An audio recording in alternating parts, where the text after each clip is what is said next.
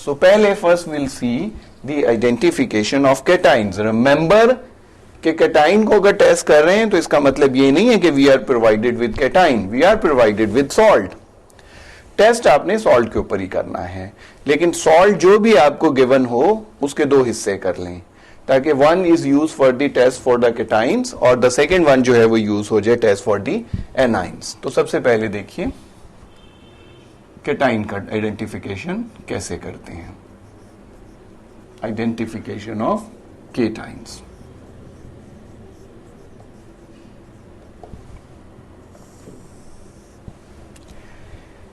इसमें हम देखेंगे, यहां पे हम टेस्ट करेंगे या एक्सपेरिमेंट कह लीजिए इसको। We should be very attentive for any kind of observation. कोई भी जो ऑब्जर्व हमें या ऑब्जर्वेशन मिले उसको यहां नोट करेंगे। इससे we will get some inference और सम कंक्लूजन कि उससे हम क्या कंक्लूड करते हैं। अगर ये टेस्ट का ये रिजल्ट आ रहा है, इस टेस्ट का ये रिजल्ट आ रहा है, तो what can we conclude. But systematically we have to follow the process.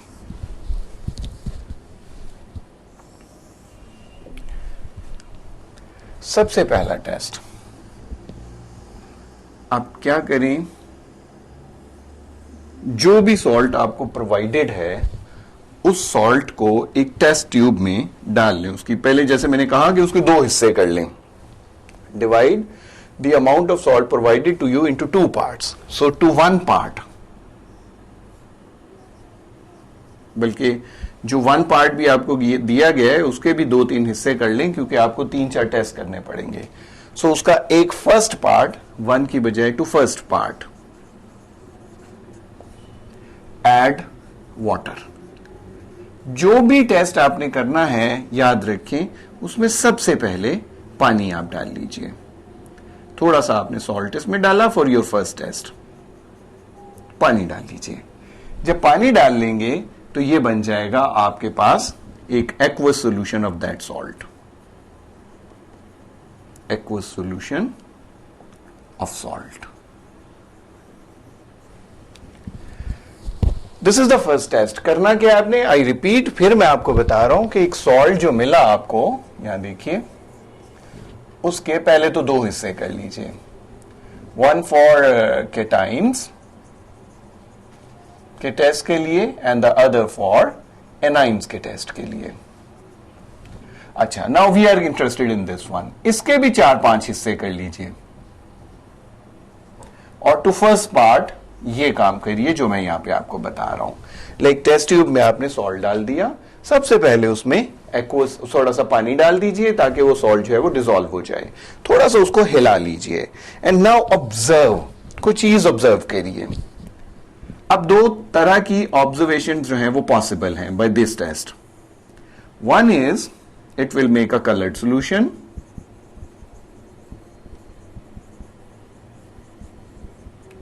भाई कोई भी आपने सॉल्ट लिया, 2 सूरतें पॉसिबल हो सकती हैं कि कलर्ड कोई बना दे, ब्लू कलर दे दे, रेडिश ब्राउन दे दे, कोई भी कलर ये दे दे। तो फिर उस सूरत में आपने कंक्लूड ये करना है, इन्फेर ये करना है कि the salt may contain some transition metal cations. Salt के अंदर कोई ट्रांजिशन मेटल का केटाइंस है। अब वो ट्रांजिशन मेटल्स जो है वो कौन कौन सी हो सकती हैं जो हमारे सिलेबस में भी शामिल हैं। The first one is copper 2 ion हो सकता है, सेकेंड वन आयरन 2 आयन हो सकता है, थर्ड वन आयरन 3 आयन हो सकता है। तो कोई भी ट्रांजिशन मेटल आयन वो हो सकता है। अब किस किस्म का कलर हो, यहां पे हम उसकी डिस्कशन नहीं कर रहे, सिर्फ ये कि कलर्ड होना चाहिए। अगर कलर्ड है तो आपको आइडिया हो जाएगा what kind of that cation is. Second one colourless solution. तब आपने पानी थोड़ा डाला, सॉल्यूशन को आपने ऑब्जर्व किया, अगर वो कलरलेस है तो उसका मतलब ये है कि it contains non transition metal cation, non transition है। अब वो नॉन ट्रांजिशन जो हमारे सिलेबस में कुड बी कैल्शियम हो सकता है, जिंक हो सकता है, एल्यूमिनियम हो सकता है। तो ये कैटाइन्स जो हैं ये पॉसिबल हो सकते हैं। तो यहीं से आपको विद वेरी सिंपल टेस्ट आपको आइडिया हो जाएगा कि आपको ट्रांजिशन मेटल कैटाइन मौजूद हैं या नॉन ट्रांजिशन मेटल कैटाइन मौजूद हैं। अब सेकंड जो एक्सपेरिमेंट आपने करना है, सेकंड पोर्शन आपको नहीं चाहिए। सिमिलरली सेम जो aqueous solution of salt बना, sometime it is represented with AQS of solution या OS ओरिजिनल सॉल्यूशन भी कहते हैं। तो हम इसको लिखते हैं to salt solution, to above salt solution. जो ऊपर हमने बनाया है उस सॉल्यूशन को लीजिए।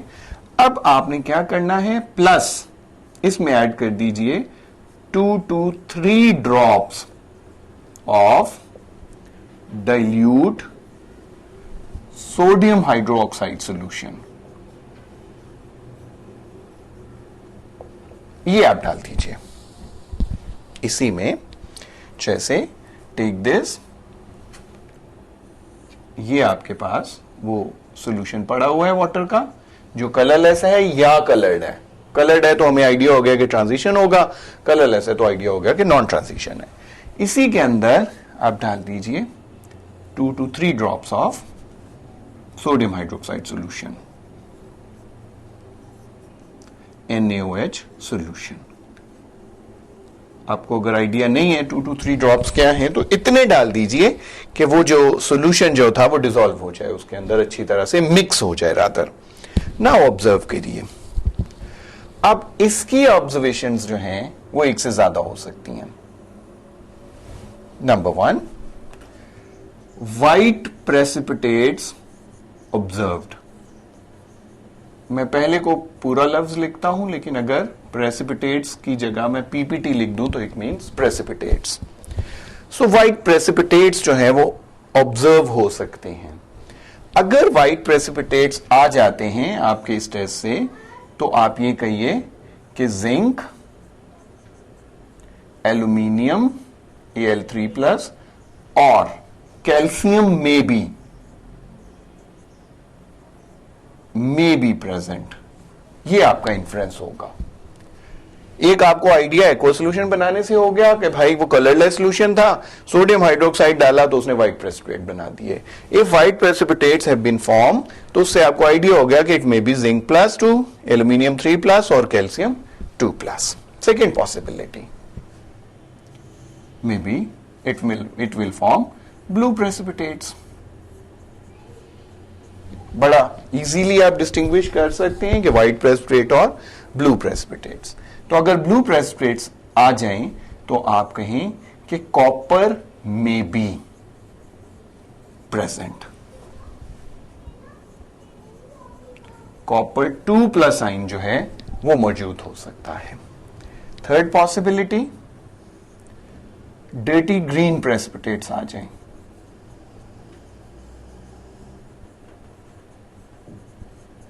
तो उससे आप कंक्लूड करें कि आयरन 2 आयन में be present,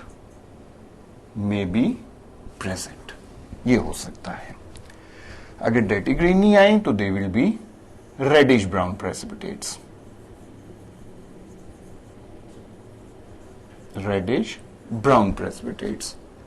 it will indicate the presence of iron 3+ ion।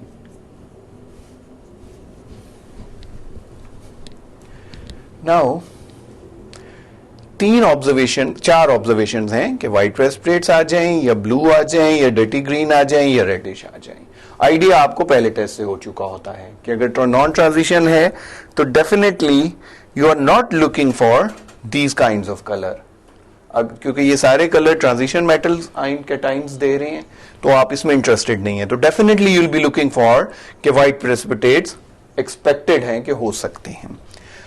अब एक पॉसिबिलिटी ये भी है कि चारों में से कोई भी प्रेसिपिटेट्स ना बने, ना व्हाइट बने, ना ब्लू बने, ना डर्टी ग्रीन हो, ना रेडिश हो, तो उस केस में वार्म द सोल्यूशन, थोड़ा सा सोल्यूशन को वार्म करें। Then if a pungent smell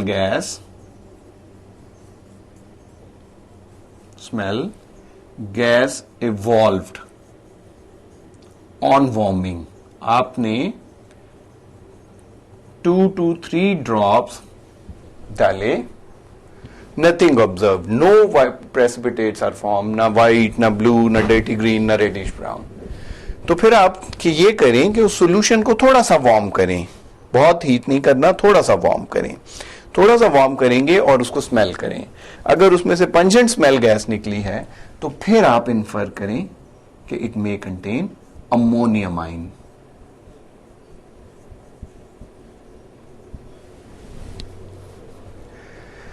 so यही आइंस आपके सिलेबस में शामिल हैं।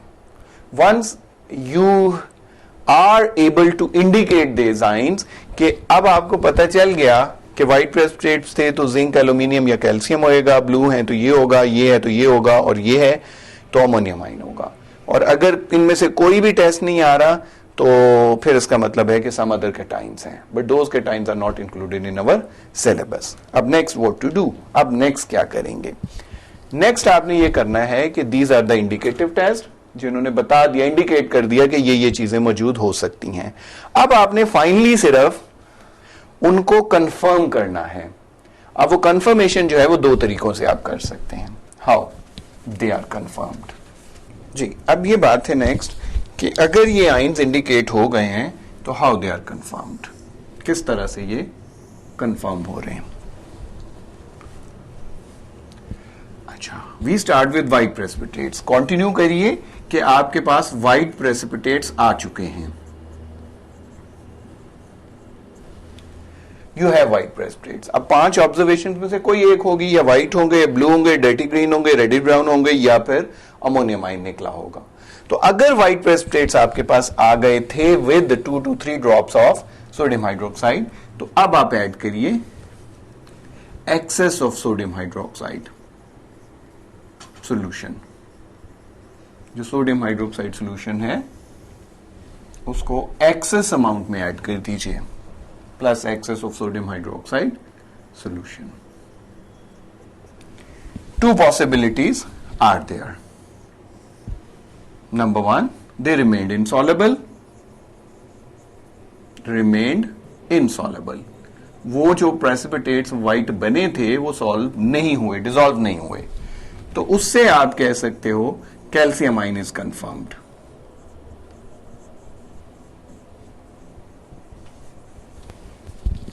And the second possibility is they dissolves.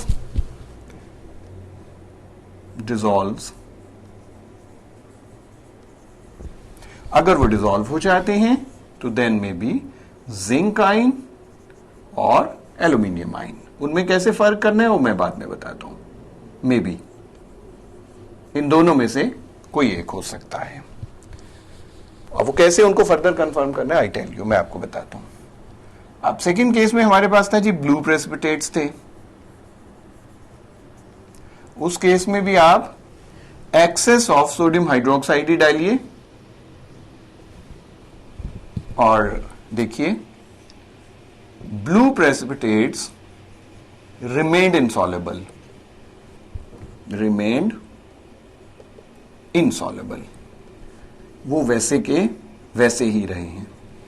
So copper ion confirmed. मे भी कह लीजिए अभी फर्दर हम इसको फिर भी कंफर्म करेंगे। अब कॉपर आयन एक्सेस से जो है वो थोड़ा इंडिकेशन से थोड़ा आगे के स्टेप पे चला गया। If you have had, third था हमारे पास जी डर्टी ग्रीन प्रेसिपिटेट्स, तो उस केस में भी रिएजेंट यही ऐड करिए। तो if they remained insoluble, dirty green के डर्टी ग्रीन ही रहे हैं, तो फिर a little confirmation about iron 2 ions. Third थे हमारे पास रेडिश ब्राउन आइन प्रेसिपिटेट्स, उसमें भी आप वही एक्सेस ऑफ सोडियम हाइड्रोक्साइड डाल दीजिए. इफ दे रिमेन्ड इनसॉलेबल, वो भी इनसॉलेबल रहें, तो आयरन 3 में बी कंफर्म्ड. और अगर अमोनिया उनके हीट करने से निकल चुकी है, which was the fourth possibility, वो फोर्थ पॉसिबिलिटी थी, तो उनको need not to further confirm, वो अब कंफर्म हो गया कि अमोनियम आइन उसके अंदर मौजूद है. सो this is a little confirmation, मतलब आप थोड़ा अभी कंफर्म किया है, फर्दर भी यू कैन कंफर्म इट, आप इसको फर्दर भी कंफर्म कर सकते हैं इन सारी ऑब्जर्वेशंस को with the help of an ammonia solution.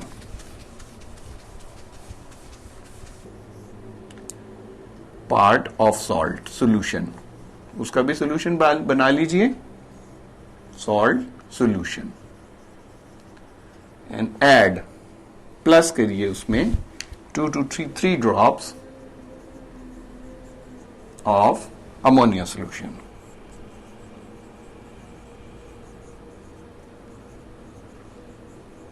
ये आप ऐड कर लीजिए. इसमें भी आपको डिफरेंट ऑब्जर्वेशंस हो सकती हैं. व्हाइट प्रेसिपिटेट्स आ सकते हैं, ब्लू प्रेसिपिटेट्स आ सकते हैं, डर्टी ग्रीन आ सकते हैं, once again dirty green precipitates और reddish brown precipitates. Ammonium ion का अमोनिया से टेस्ट नहीं होता. Reddish brown precipitates. तो easily once again white precipitate will indicate the presence of zinc और aluminium. Blue precipitates indicate the presence of copper ion. Dirty green indicate the presence of iron 2 ion. Reddish brown iron 3 ions. So these ions are indicated by these tests. Once you have got इनमें से कोई एक, चारों में से precipitate मिल गया है, white मिला है, ब्लू मिला है, डर्टी ग्रीन मिला है या रेडिश ब्राउन मिला है, इन तीनों को आप फर्दर कंफर्म कर सकते हैं. और जिंक और एल्यूमिनियम में डिफरेंशिएट करने के लिए आप फर्दर एक और टेस्ट जो है वो परफॉर्म कर सकते हैं, so that you are confirm that which ion is present in your solution, या सॉल्ट जो आपको प्रोवाइड किया गया उसके अंदर कौन सा कैटाइन मौजूद है. व्हाट यू विल डू, आप ये करेंगे जी, वही जो आपके पास अब व्हाइट प्रेसिपिटेट का सॉल्यूशन प्रेसिपिटेट्स मौजूद हैं, या आपके पास ब्लू प्रेसिपिटेट्स प्रेजेंट हैं, या आपके पास जो डर्टी ग्रीन प्रेसिपिटेट्स आ चुके हैं by the addition of small little amount of sodium ammonia, और you have reddish brown precipitates. अब ये 4 kind of precipitates you have. अब आप ये करिए, इनमें add excess of ammonia plus excess of ammonia. पहले थोड़ी सी डाली थी, अब अमोनिया सॉल्यूशन जो है वो एक्सेस में ऐड कर दीजिए. If you have got white precipitates और आपने ऐड कर दिया एक्सेस ऑफ अमोनिया सॉल्यूशन, तो आप देखिए 2 possibilities arise. Precipitates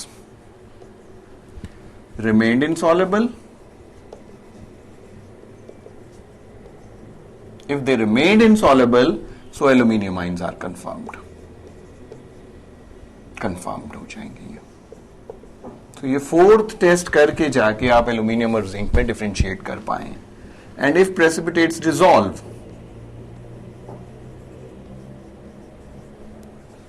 colourless solution बन गया, तो जिंक आइंस आर कंफर्म्ड हो गया. So this is the final test के 4th स्टेप पे जाके, 4th स्टेज पे जाके आप एल्यूमिनियम और जिंक आइन के दरमियान डिफरेंशिएट कर रहे हैं.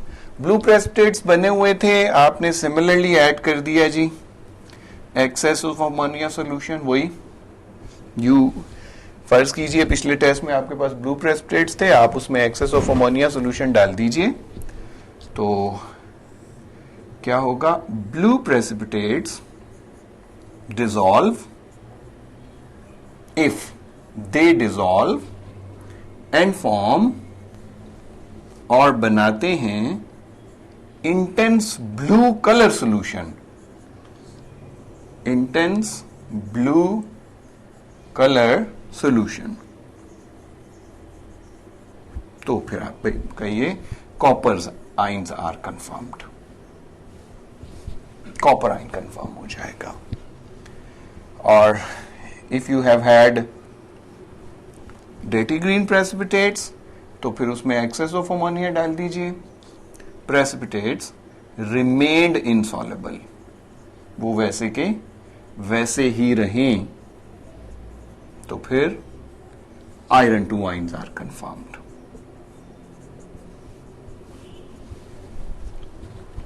और अगर if you have had reddish brown precipitate और उसमें एक्सेस अमोनिया डालिए तो द प्रेसिपिटेट्स रिमेन्ड इनसॉल्युबल, वो भी वैसे के वैसे ही रहे, रिमेन्ड इनसॉल्युबल, तो फिर आयरन 3+ कंफर्म्ड। सो आप ये कह सकते हैं एक्सेस ऑफ अमोनिया हम डाल रहे हैं टू डिफरेंशिएट द जिंक आइन फ्रॉम एल्यूमिनियम आइन, और जो बाकी टेस्ट हम कर रहे हैं एक्सेस ऑफ अमोनिया डाल रहे हैं तो बाकी आइंस के लिए कंफर्मेशन टेस्ट है। So with the help of these 4 tests, by the addition of small amount of sodium hydroxide, then excess of sodium hydroxide, by the addition of small amount of ammonia and then the excess of ammonia solution, we can confirm which ion is present in that salt. Among these जो हमारे syllabus में शामिल है उनमें से हम positive ion का बता सकते हैं।